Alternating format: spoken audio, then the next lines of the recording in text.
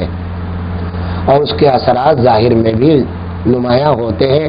اس حقیقت سے کوئی انکار نہیں کیا جا سکتا، اور بڑی دلائل عقلی اور نقلی تمدو ہر طرح کے دلائل اس معاملے میں دیے جا سکتے ہیں کہ گناہ ایک نجاست ہے، اور وہ گناہ کی نجاست بدبودار بھی ہے، تعفن بھی ہے، وہ باطن میں چمٹی رہتی ہے جب تک کہ گناہ اس سے توبہ کر کے اللہ سے معاف نہ کرا لیا جائے. تو یہ حضرت معاذ رضی اللہ تعالیٰ عنہ حضرت صلی اللہ علیہ وسلم کی خدمت میں آئے اور آ کر صاف مجمع میں کہہ دیا کہ یا رسول اللہ مجھ سے ایسا گناہ ہوا. حضرت صلی اللہ علیہ وسلم ایسے معاملات میں خاموشی اختیار فرماتے تھے، گردن جھکائی، کچھ دیر سوچا، اور غالباً یہ بھی فرمایا کہ نہیں دیکھ لو، سوچ لو، تم نے شاید ایسا کیا ہو، شاید تم نے یہ بات کی ہو. وہ اصرار کرتے ہیں نہیں یا رسول اللہ میرا یہ گناہ کیا. پھر آپ نے کہا کہ سوچ لو، بعد میں آ کے بتا دینا. آپ یہ چاہتے تھے کہ یہ توبہ کر لے کسی طرح اللہ سے، گناہ اللہ تعالیٰ معاف کرنے والے ہیں، اس کے اوپر یہ سزا جاری نہ ہو. لیکن وہ بھی ادھر مرعوف نبی اس سزا سے بچ جائے، ادھر وہ اللہ سے خوف کھانے والے، اللہ سے ملاقات کرنے کا یقین رکھنے والے کہ ملنا ہے تو مجھے پاک ہونا ہے، میرے یہ جو نجاست لگ گئی ہے اس کو دھونا ہے، اور اس کو دھونے کا طریقہ صرف ایک ہی ہے، اور وہ یہ کہ اپنا گناہ کا اقرار کر لیں. چنانچہ اقرار کر لیا گیا. آخر کار حضور صلی اللہ علیہ وسلم مجبور ہو گئے کہ جب اقرار ہو گیا تو اب حکم ہوا کہ اس کو سنسار کیا جائے. چنانچہ مدینے سے باہر اللہ اکبر مدینے سے باہر ان کو لے جایا گیا، اور صحابہ کرام کی پوری جماعت کو اعلان بھی کر دیا گیا. خود قرآن کریم میں یہ ہے جب تم زنا کی سزا دو تو بہت سے لوگوں کو حکم ہے یہ کہ تمہارے لوگوں میں سے ایک جماعت اس سزا کو دیکھے اور تمہارے دلوں میں اس کے خلاف رحم نہ آنا چاہیے. قرآن کریم کی تنبیہ ہے. سنسار کیا گیا، پتھر برسائے گئے، یہاں تک کہ ایسا ہوا کہ ایک شخص کا پتھر لگا، اس سے خون کی چھینٹیں اڑی، اور وہ ایک صحابی کے لباس پر چھینٹیں آ کر پڑی. ایک دو چھینٹیں پڑ گئی ہوں. ان صحابی نے کہا کہ لعنت ہو اس شخص پر، یعنی غصہ آیا کہ زانی کی چھینٹیں خون کی میرے لباس پر پڑی. صلی اللہ تعالی علیہ وسلم کا چہرہ بدل گیا اور فرمایا کہ تم نے اس سزا کو تو دیکھا اور اس کے خون کو تم نے بے شک ناپاک ہے، ناپاک سمجھا، لیکن اس شخص نے وہ توبہ کی ہے کہ اگر اس توبہ کو تمہارے سب پر تقسیم کر دیا جائے تو تمہاری سب کی بخشش ہو جائے. سمجھا؟ تو صحابہ اکرام کے میں کہا کرتا ہوں کہ میں یہ نہیں کہتا کہ صحابہ اکرام معصوم تھے، غلطیاں نہیں ہوتی تھی، بے شک ہوتی تھی، اور بعض تو غلطیاں کرائی بھی جاتی تھی حق تعالی شانہ کی طرف سے، مسئلہ آتا اور ان سے غلطیاں ہوتی تھی، لیکن غلطیاں ان کے درجات کو بڑھانے کے لیے آتی تھی. ماعز اس زنا سے پہلے رضی اللہ تعالیٰ عنہ ایک عام صحابی تھے. اس گناہ کے بعد کیا درجہ ہوا کہ توبہ کر کے وہ درجہ مل گیا کہ ان کی توبہ اتنی عظیم ہو گئی تو پاک دھلوا دیا اپنے آپ کو، اپنی اس نجاست کو دھو دیا. اور ایک واقعہ یاد آ گیا، کیا عرض کروں، یہ تو مرد تھے، یہ ایک عورت کا واقعہ سنیے. اسی زمانے کا واقعہ تقریباً. ایک خاتون سے ہی عمل ہوا، سخت پریشان ہوئی، بہت ضمیر میں خلش پیدا ہوئی، کیا کریں کیا نہ کریں. آخر فیصلہ یہی کیا، ایمان کا وہ درجہ سب کو حاصل تھا جو آن صلی اللہ علیہ وسلم کی ایک نظر مبارک سے پیدا ہو جایا کرتا تھا. اللہ اکبر. یہاں ایک بات عرض کر دوں کہ ایک روایت میں حضرت خالد بن ولید رضی اللہ تعالیٰ عنہ سے شاید حضرت صلی اللہ علیہ وسلم نے فرمایا کہ اے خالد تم فلاں کے بارے میں ایسی بات کہہ رہے ہو، اس میں اور تمہارے اندر یہ فرق ہے کہ اگر تم ایک سونے کا احد کی برابر سونا اللہ کے راہ میں صدقہ کرو، اور وہ صحابی جن کو تم یہ بات شکایت کر رہے ہو وہ ایک مد یعنی 1 کلو سے کچھ اوپر نیچے سمجھ لیجیے، تو ایک مد اگر آٹا یا گندم یا کھجور صدقہ کرے تو برابر نہیں، کہاں احد پہاڑ کی برابر سونا، کہاں ایک مد۔ اگر میتھمیٹیکلی کوئی ریشو نکالا جائے تو کوئی نکلے ہی گا نہیں، بہت ہی 1 ذرے کا برابر بھی نہیں ہوگا۔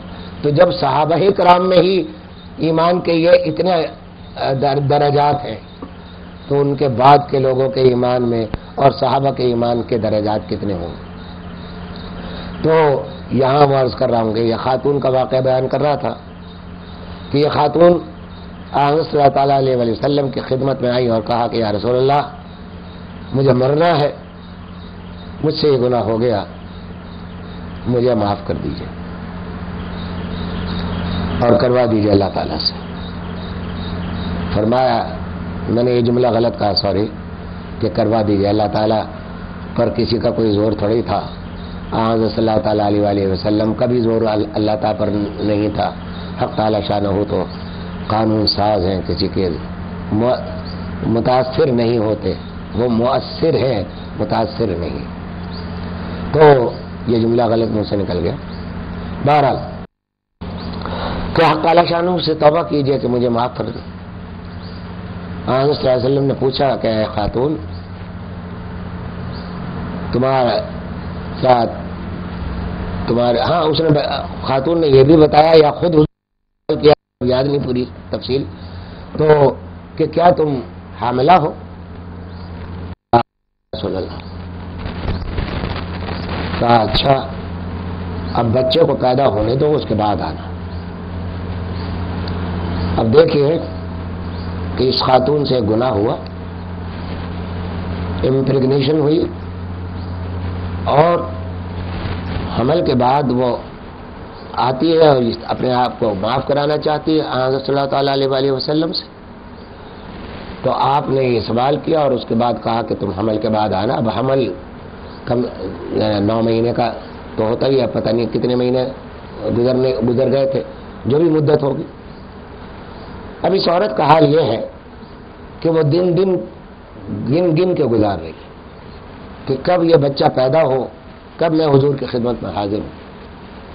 اب یہ عورت اپنے جب بچے کی ولادت ہو گئی تو خوش ہوئی کہ اب وہ وقت آ گیا، اس بچے کو ہاتھ میں گود میں لے کر حضرت صلی اللہ علیہ وسلم کی خدمت میں حاضر ہوئی کہ یا رسول اللہ بچہ ہو گیا ہے، اب آپ کا کیا حکم ہے؟ فرمایا کہ بچہ ابھی دودھ پینے والا ہے، اس کو دودھ پلاؤ 2 سال، اور دودھ پلانے کے بعد جب یہ اس قابل ہو جائے کہ غذا کھانے لگے تب لے کے آنا میرے پاس۔ اب حضرت صلی اللہ علیہ وسلم دیکھیے ٹال رہے ہیں اس کو کہ یہ کس طرح وہ معاملہ ہو جائے، لیکن چونکہ اعتراف گناہ تھا اس لیے، اور پھر بچے کی رضاعت بہرحال اس کے ذمے تھی تو یہ شرم بھی ضروری تھا۔ بہرحال وہ عورت پھر واپس ہو گئی اور بچے کی پرورش کرتی رہی، دودھ پلاتی رہی۔ جب بچے کا دودھ چھوڑا دیا گیا تو بچے کے ہاتھ میں روٹی کا چھوٹا سا ایک ٹکڑا دے کر گود میں لے کر حضور صلی اللہ علیہ وسلم کی خدمت میں حاضر ہوئی کہ یا رسول اللہ دیکھیے اب یہ بچہ دودھ چھوڑ چکا، یہ ٹکڑا ہے۔ حضرت صلی اللہ تعالیٰ علیہ وسلم نے فرمایا کہ سنگسار کرو۔ چنانچہ سنگسار کی گئی اور اس طرح اس نے اپنی اس نجاست کو جو باطن سے چمٹ گئی تھی ڈھوب ڈالا۔ اور اب دیکھیے کہ یہی خاتون، یہی زنا اس کی کیسی توبہ کا ذریعہ بنا۔ ان کے گناہ جو تھے وہ حق تعالی شانہ کی قربت کا ذریعہ بن جاتے تھے ان کی توبہ کی وجہ سے، ندامت کی وجہ سے۔ صحابہ کرام کے گناہوں میں اور ہمارے گناہوں میں بس یہی فرق ہے کہ ان کی توبہ ایسی ہوتی تھی، ان کی ندامت ایسی ہوتی تھی کہ اس کا کوئی ان کو یہ زندگی اجیرن معلوم ہونے لگتی تھی ایک ادنا گناہ کرنے کے بعد۔ ہمارا حال جو کچھ ہے وہ سب کے سامنے ہے، اس کا کوئی موازنہ دور دور تک ہم نہیں کر سکتے۔ تو بات یہ عرض کر رہا ہوں کہ حق تعالی شانہ سے جب محبت مسلمان کو ہو جاتی ہے اور یہ یقین دل میں جن جاتا ہے، وَظَنُّوا أَلَّا مَلْجَأَ مِنَ اللَّهِ إِلَّا إِلَيْهِ، جو ابھی فرمایا تلاوت میں کہ سمجھ لیا انہوں نے کہ اللہ کے سوا کوئی اور راستہ اس کے سوا نہیں ہے کہ ہم اسی کی طرف چلے جائیں جس کی طرف سے یہ چیزیں آ رہی ہیں، وہی لوٹ جائیں اور اس طرح لوٹ جائیں کہ ہم اللہ کو پتہ لگ جائے کہ یہ واقعی لوٹ کر آیا ہے، یہ اپنے گناہوں پر واقعی نادم ہے، وہ تو دلوں کے حال سے واقف ہے۔ ہم استغفر اللہ کی 1000 تسبیحیں پڑھتے رہیں، دل میں ندامت نہ ہو، اس گناہ کو چھوڑنے کا جذبہ نہ ہو، اللہ تعالیٰ کے سامنے پہنچنے کا یقین نہ ہو، تو یہ زبان کی عبادت خالی وہ بھی نہیں جاتی، ثواب اس پر بھی دیتے ہیں، وہ ان کا کرم ہے، وہ بہت بڑا کرم ہے کہ وہ اس پر بھی ثواب دے دیتے ہیں کہ زبان تو ہلائی تم نے، لیکن بات یہ ہے کہ توبہ نہیں ہوتی، پاک نہیں ہوتا ہے۔ تو ہماری آج کی موجودہ صورتحال ہے، اس میں سب سے بڑی میں جو یہ بات کہہ رہا ہوں کہ لا ملجا من اللہ الا الیہ، یہ وہ ایسا کلمہ ہے کہ اگر اس کا ترجمہ ذہن میں رکھ لیا جائے کہ اللہ کی طرف سے آنے والی تکلیفوں کا علاج اللہ ہی ہے، باہر نہیں ہے، ایکسٹرنل نہیں ہے کوئی علاج۔ ابھی بات ہو رہی تھی کہ کل کی ہڑتال پر اور سیاست کے حالات پر، ابھی واپسی میں آتے ہوئے یہاں آتے ہوئے، تو ٹھیک ہے حالات تو یہ سامنے ہیں آپ کے، اگر بھتہ خور بھتے کے خلاف احتجاج کر رہے ہیں، اگر زنا کار زنا کے خلاف احتجاج کر رہے ہیں، اگر اور قتل کے خلاف احتجاج کر رہے ہیں، تو یہ کیوں کر رہے ہیں؟ ذرا یہ سوچیے۔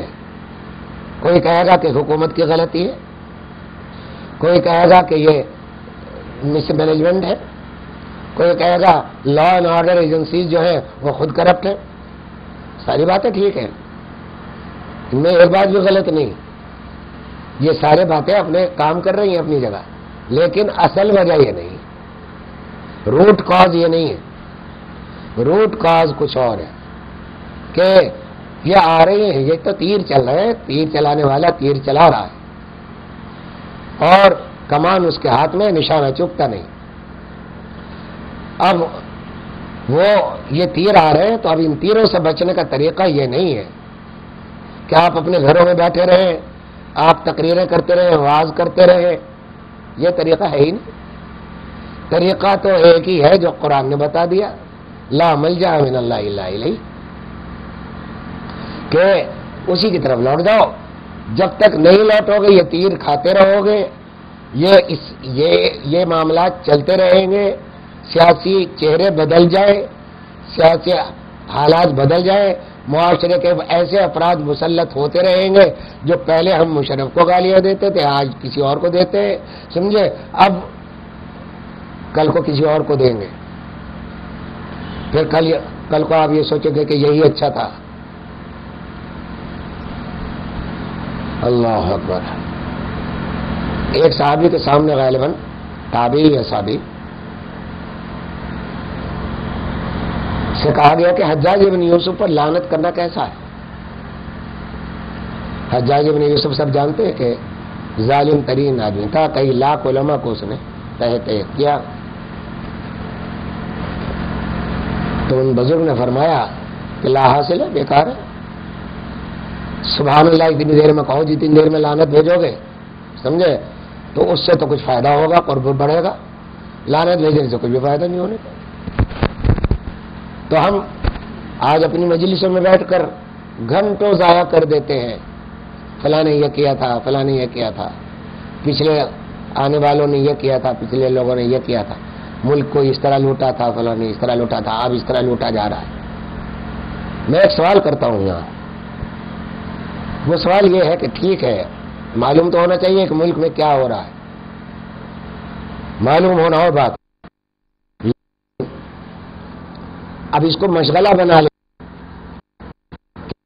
کیا کر رہے ہیں آپ کہ نام لے لے کر کہ فلاں تو ڈاکو، فلاں قاتل ہے، فلاں بدماش ہے، فلاں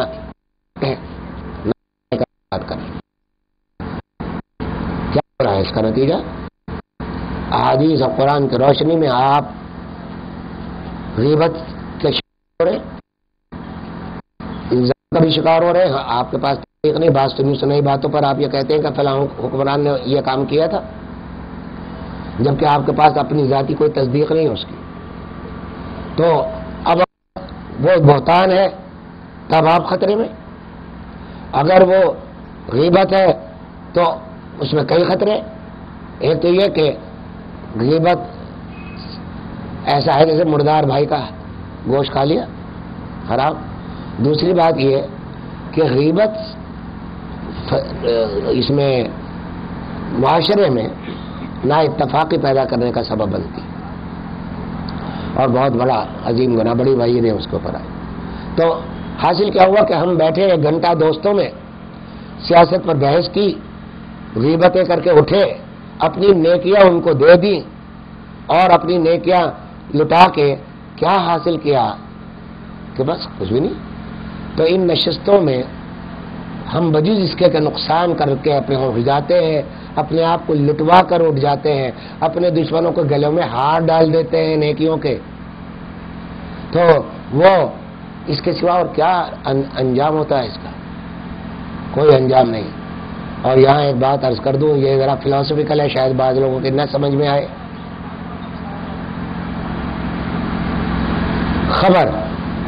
خبر کیا چیز ہے؟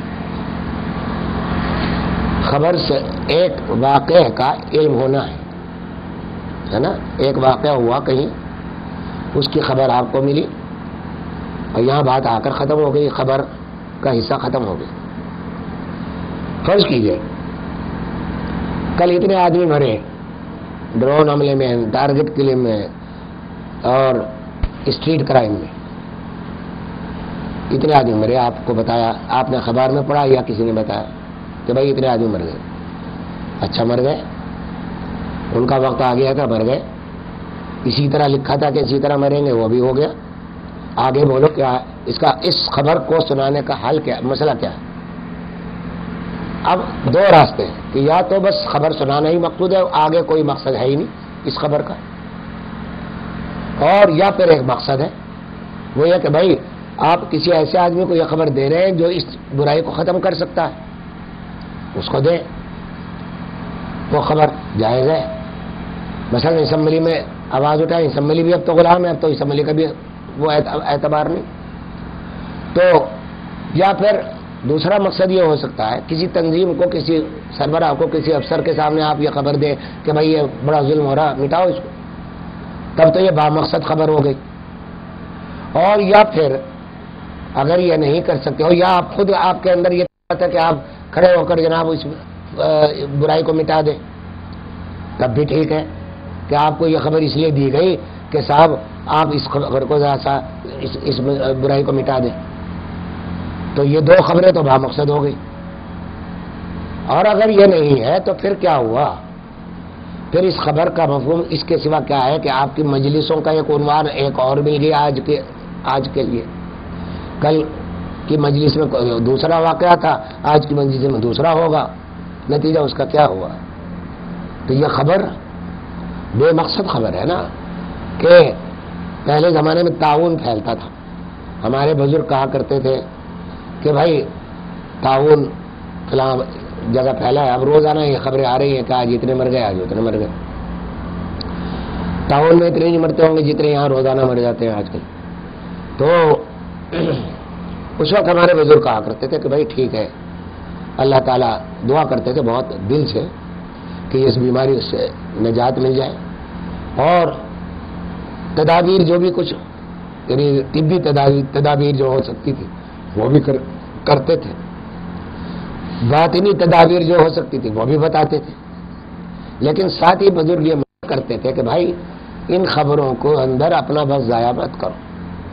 جو مر گئے ان کا وقت آ گیا تھا، وہ مرے ہیں، اللہ کی مرضی کے بغیر نہیں مرے. سمجھے آپ؟ اللہ کی مشیت کے بغیر نہیں مرے. مرنا تھا انہیں، یہی مرنا تھا، اسی طرح مرنا تھا، مر گئے. بھائی اپنا کام کیوں کھوٹا کر رہے ہو کہ یہ مجلس سے جما کے بیٹھے ہو کہا جتنے مر گئے، یہ کام مت کرو، اللہ کی طرف رجوع کرو. رجوع کرنے ہی سے جائے گی یہ بیماری، اور کوئی راستہ نہیں. اللہ اکبر. میرے والد حضرت مفتی محمد شفیع صاحب رحمۃ اللہ علیہ اتوار کے دن اور جمعے کے دن جب ہم گارڈن ایسٹ میں لسبیلا کے قریب رہتے تھے تو وہاں ایک عصر سے مغرب تک اتوار کے دن مجلس ہوا کرتی تھی.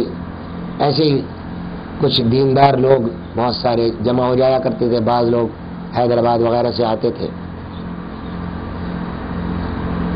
تو والد صاحب ایک جامن کا درخت تھا لگا ہوا تھا ہمارے یہاں، اس میں تو اس کے تنے سے والد صاحب نے ایک بڑے سے پر بڑے جلی حروف میں یہی لکھ کر لگا دیا کرتے تھے، اس مجلس میں لٹکا دیتے تھے، لا ملجا ولا منجا من اللہ الا الیہ. یہ ایسا کلمہ ہے کہ اگر یہ دل میں بیٹھ جائے، اگر اس کو یاد کر لیا جائے، اس کو اپنا ایمان بنا لیا جائے تو واللہ یہ حل ہے ہماری سیاسی مسلطوں کا بھی. نہیں آتی کی سمجھ میں لوگ یہ کہتے ہیں کہ جی صاحب ملا لوگ یہی بات کرتے ہیں کہ بھائی نماز پڑھو. ارے بھائی نماز ہی علاج ہے، سمجھے؟ اس کا